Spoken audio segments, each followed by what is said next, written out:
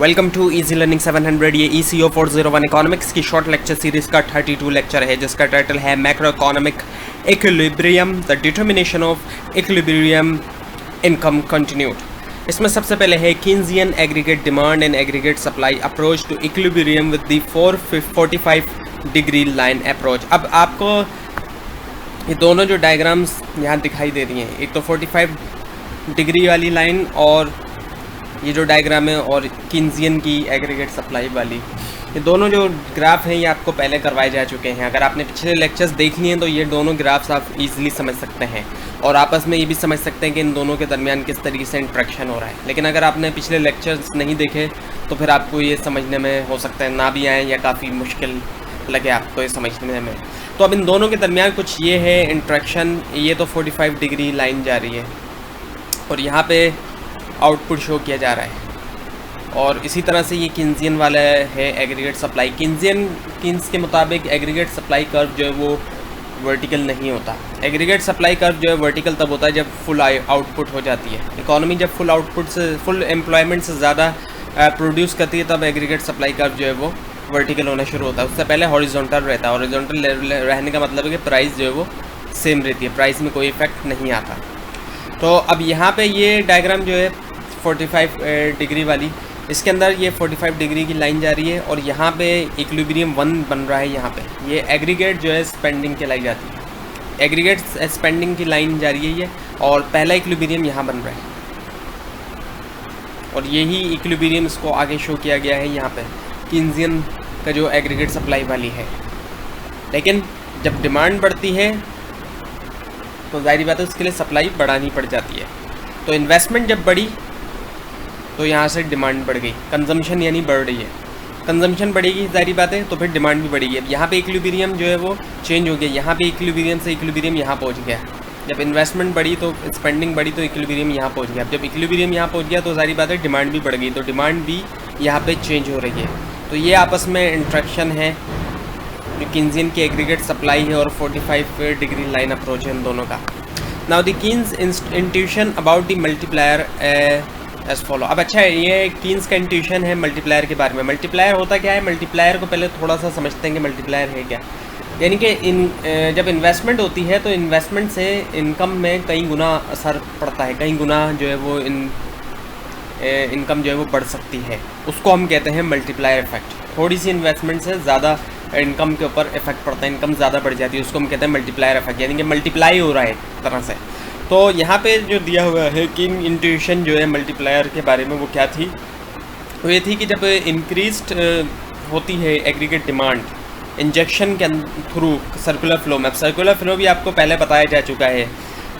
तो circular flow के अंदर इंजेक्शंस भी होते हैं, विड्रॉल भी होते हैं। जब कभी भी एग्रीगेट डिमांड बढ़ती है इंजेक्शन होने की वजह से सर्कुलर फ्लो में, फॉर एग्जांपल गवर्नमेंट जो है वो स्पेंड करती है वेजेस के ऊपर अपने एम्प्लॉयज़ को देने के लिए। उससे क्या होता है, जब स्पेंड किया जाता है तो हायर मनी वेजेस जो है वो गवर्नमेंट के जो सर्वेंट्स हैं, जो लोग काम कर रहे हैं गवर्नमेंट के लिए, उनकी जो है वो वेजेस में होता है इजाफा जब गवर्नमेंट स्पेंड करती है। तो हायर वेजेस का मतलब होता क्या है कि हायर कंजम्पशन एक्सपेंडिचर होता है गुड्स एंड सर्विसेज में। जब वेजेस बढ़ा रही है गवर्नमेंट अपने एम्प्लॉयज़ की, तो उससे जो है वो कंजम्पशन के अंदर इजाफा हो रहा है, गुड्स एंड सर्विसेज को ज़्यादा कंज्यूम किया जा रहा है इकोनॉमी में। उससे क्या होता है कि higher money income of seller of goods and services. उससे क्या होता है कि जो सेलर्स होते हैं, जब इजाफा हो रहा है कंजम्पशन के अंदर, तो कंजम्पशन के अंदर इजाफा होने की वजह से डिमांड बढ़ेगी चीज़ों की, सेल ज़्यादा होगी। जब सेल ज़्यादा होगी तो उससे क्या हो रहा है, जो सेलर होते हैं उनके पास जो है पैसा, ज़्यादा पैसा आना शुरू हो जाता है। और जब फर्म ये चीज़ देखती हैं तो फर्म क्या करती हैं, ज़्यादा इंसेंटिवाइज प्रोवाइड करती है ताकि ज़्यादा से ज़्यादा वो प्रोड्यूस कर सके, ज़्यादा से ज़्यादा वो चीज़ें बना सकें। और फिर जब ज़्यादा से ज़्यादा चीज़ें बना सकें तो उसका क्या असर होता है कि जो लेबर होता है उसकी डिमांड ऊपर हो जाती है। And this trigger a second rise of income increases in the hands of worker leading to a further multiplied effect on consumption, production and hiring. अब इससे क्या होता है, मल्टीप्लाई इफेक्ट होता है और उससे और ज़्यादा फर्दर इफेक्ट हो रहा होता है कंजम्पशन के ऊपर, प्रोडक्शन के ऊपर और हायरिंग के ऊपर। अब एक चीज़ ये भी है कि ज़ाहिर बात है इस तरह से बढ़ता रहेगा, अगर यही चलता रहेगा, मल्टीप्लायर इफेक्ट चलता रहेगा तो अनलिमिटेड इफेक्ट भी हो सकता है, यानी कि डिमांड बड़ी चीज़ों की, चीज़ें ज़्यादा बिकना शुरू हुई, गवर्नमेंट ने एम्प्लॉई की वेजेस पे स्पेंड किया, एम्प्लॉयज़ की वेजेस बढ़ी और उन्होंने जो है वो ज़्यादा चीज़ें कंज्यूम की, ज़्यादा चीज़ें कंज्यूम करने की वजह से जो सेलर हैं उनका प्रॉफिट और उनकी इनकम बढ़ती चली गई, और जो सेल कंपनीज़ हैं प्रोडक्शन करने वाली, उन्होंने ज़्यादा प्रोडक्शन बढ़ा दी, और ज़्यादा प्रोडक्शन बढ़ाने के लिए लेबर की डिमांड भी बढ़ती चली गई। तो ये अनलिमिटेड इफ़ेक्ट भी आ सकता है इसका, यानी कि बढ़ती रहे डिमांड बार बार, लेकिन ये अनलिमिटेड इफ़ेक्ट नहीं होता है। किस वजह से नहीं होता? क्योंकि लीकेज आ जाती है सर्कुलर फ्लो के अंदर। लीकेज क्या आ जाती है? सेविंग। अब ज़रूरी नहीं है कि लोग जितना इनकम उनकी बढ़ रही है वो लाजमी जो है वो तमाम इनकम जितनी बढ़ रही है उतना ही पैसा वो लगाएं ख़रीदने पर। टैक्सेस भी गवर्नमेंट लगा सकती है और वो इंपोर्ट भी कर सकते हैं। तो सर्कुलर फ्लो के अंदर कुछ लीकेज आते हैं। अब ये सर्कुलर फ्लो का तो आपने कॉन्सेप्ट पढ़ा है, पिछले लेक्चर्स में आपको एक कॉन्सेप्ट बताया गया। तो जब लीकेज आ जाती है उसकी वजह से ये जो मल्टीप्लायर इफेक्ट है ये अनलिमिटेड नहीं हो पाता। ये अनलिमिटेड हो सकता है अगर इसमें लीकेज ना हो, लेकिन लीकेज होने की वजह से ये अनलिमिटेड नहीं हो पाता। जितनी कम लीकेज होगी और मार्जिनल प्रोस्पेंसिटी टू कंज्यूम जितना ज़्यादा होगा, लीकेज कम हो और मार्जिनल प्रोस्पेंसिटी टू कंज्यूम जितना ज़्यादा होगा तो मल्टीप्लायर इफेक्ट उतना ही ज़्यादा होगा, उतना ज़्यादा मल्टीप्लायर इफेक्ट होगा। तो ये कॉन्सेप्ट है जो कीन्सियन इंट्यूशन है मल्टीप्लायर के बारे में। मार्जिनल प्रोस्पेंसिटी टू कंज्यूम क्या है? यानी कि जितनी इनकम बढ़ रही है उतना ज़्यादा ही कंज्यूम किया जाए, उसको हम कहेंगे marginal propensity to consume. Now the inflationary gap. Inflationary gap का क्या मतलब है कि एग्रीगेट डिमांड का ज़्यादा होना एग्रीगेट सप्लाई से। जब एग्रीगेट डिमांड ज़्यादा होगी एग्रीगेट सप्लाई के मुकाबले में, तो उससे क्या होगा? इन्फ्लेशन बढ़ेगी, महंगाई बढ़ेगी, क्योंकि डिमांड ज़्यादा है सप्लाई कम है। इसी वजह से इसको कहा जाता है इन्फ्लेशनरी गैप। तो इसी को हम कहते हैं इन्फ्लेशनरी गैप। एग्रीगेट डिमांड का ये आप देख सकते हैं, ये एग्रीगेट डिमांड है, ये ज़्यादा है, और जो एग्रीगेट सप्लाई है वो कम है। तो ये गैप आ रहा है इन दोनों के दरमियान, इसी को हम कहते हैं inflationary gap. Now the Keynes paradox of thrift. Thrift का मतलब क्या? कंजूस। यानी ये एक ऐसी सिचुएशन को बता रहा है जो एक मुश्किल तरीन सिचुएशन होती है। तो अब इसके अंदर जो है ग्राफ के थ्रू आपको समझ में आएगा कि how higher saving leads to lower national income. अब ये इसमें बताया गया कि किस तरीके से हायर सेविंग से नेशनल इनकम में कमी आती चली जाती है। अब यहाँ पे ये इक्विलिब्रियम शो कर रहा है विड्रॉल और उसके दरमियान, इंजेक्शन के दरमियान। तो पहला तो ये इक्विलिब्रियम पॉइंट है जो यहाँ पे इस आउटपुट को शो कर रहा है। लेकिन हुआ क्या कि जब लोग ज़्यादा विड्रॉल कर लेते हैं, ज़्यादा से ज़्यादा सेविंग करते हैं, सेविंग क्या है? विड्रॉल कहलाया जाता है, लीकेज जिसको हम कहते हैं। जब लोग सेविंग ज़्यादा शुरू कर देते हैं तो जो विड्रॉल का कर्व होता है, जो लीकेज का कर्व होता है, वो शिफ्ट हो जाता है लेफ़्ट साइड पर, सॉरी लेफ़्ट शिफ्ट में आ जाता है। इसका जो कर्व है उसमें लेफ़्ट शिफ्ट आ गया, लेफ़्ट शिफ्ट आ गया क्योंकि ज़्यादा से ज़्यादा जो विड्रॉल है उसमें इजाफा हो गया, जो लीकेज है उसमें इजाफा हो गया, लेफ़्ट शिफ्ट आ जाता है।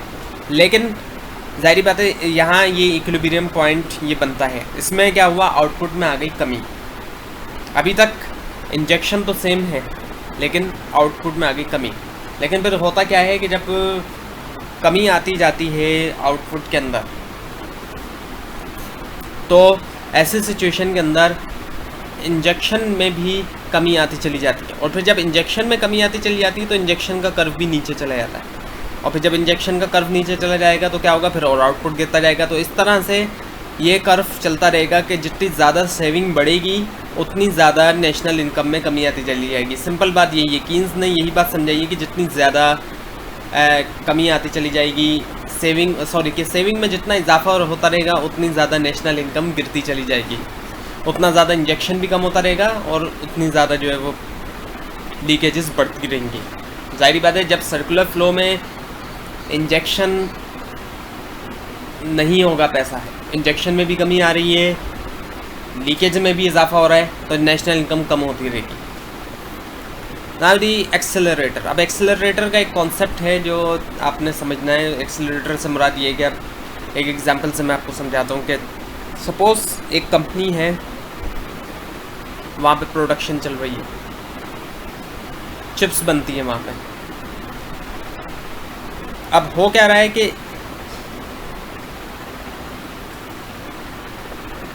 एक चिप्स का पैकेट बनाने के लिए या थोड़ी सी और प्रोडक्शन के लिए उनको पूरी की पूरी नई मशीनरी लगाना पड़ जाएगी। मशीनरी अपनी फुल जो उनकी कैपेसिटी है उस पर वो प्रोड्यूस कर रही है। फॉर एग्जांपल 1000 पैकेट्स बना रही है मशीनरी, लेकिन उनको कुछ 4-5 पीस नए प्रोड्यूस करने हैं। 4-5 पीस नए प्रोड्यूस करने के लिए उनको एक नई मशीनरी लगानी पड़ जाएगी। अब वो जो नई मशीनरी लगाने का ख़र्चा आ रहा है, कम प्रोडक्शन के लिए उनको कितना बड़ा ख़र्चा नया करना पड़ेगा अपनी नई जो एक्स्ट्रा प्रोडक्शन के लिए, उसी को हम कहते हैं एक्सेलरेटर। यानी कि थोड़ी सी प्रोडक्शन के लिए, क्योंकि जाहिर बात है अब एक मशीनरी ऑलरेडी अपनी फुल कैपेसिटी पे प्रोड्यूस कर रही है, लेकिन थोड़ी सी और प्रोडक्शन करने के लिए क्या करना पड़ेगा, नई मशीनरी लगाना पड़ेगी। तो जाहिर बात है थोड़ी सी प्रोडक्शन के लिए इतना बड़ा खर्चा जो करना पड़ेगा उसको हम कहेंगे accelerator. Now the interaction of the accelerator and multiplier. अब इन दोनों के दरमियान क्या क्या इंट्रैक्शन होता है, इनके दरमियान इंट्रैक्शन भी हो सकता है। आपको दोनों कॉन्सेप्ट अभी पढ़ा दिए गए हैं,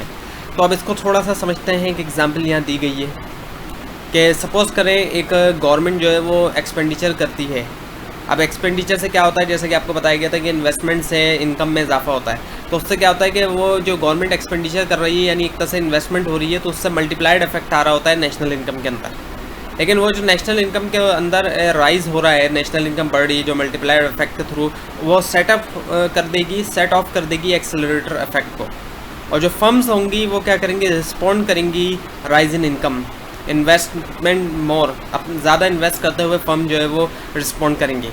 but the rise in investment will constitute a further rise in injection. लेकिन होगा क्या है कि इन्वेस्टमेंट बढ़ने से ज़्यादा इंजेक्शन में इजाफा होगा, और उससे क्या होगा, second multiple rises in income, और दोबारा जो है वो मल्टीपल राइजेज होगा इनकम में एंड सो ऑन, और ये चलता रहेगा। अब क्वेश्चन ये कि रीज़न क्या है कि इन इंट्रैक्शन से आउटपुट जो है वो इन्फिनिटली तौर पे बढ़ नहीं सकता। उसके दो रीज़न है कि इकोनॉमी जो है वो अगर फुल एम्प्लॉयमेंट के ऊपर है, ज़ाहिर बात है फुल एम्प्लॉयमेंट का कंस्टेंट भी होता है कि नंबर ऑफ़ वर्कर जो है वो फिक्स्ड होते हैं इकोनॉमी में, and output must grow at increasing rate, और आउटपुट को लाजमी जो है वो इंक्रीजिंग रेट पे बढ़ना चाहिए ताकि in order to for investment to continue rising. तो इन दो रीज़न की वजह से इन्फिनिटली तौर पे जो है वो आउटपुट नहीं बढ़ता, इन दो रीज़न की वजह से। तो ये दो रीज़न है जिनकी वजह से इन्फिनिटली तौर पे आउटपुट बढ़ता नहीं है।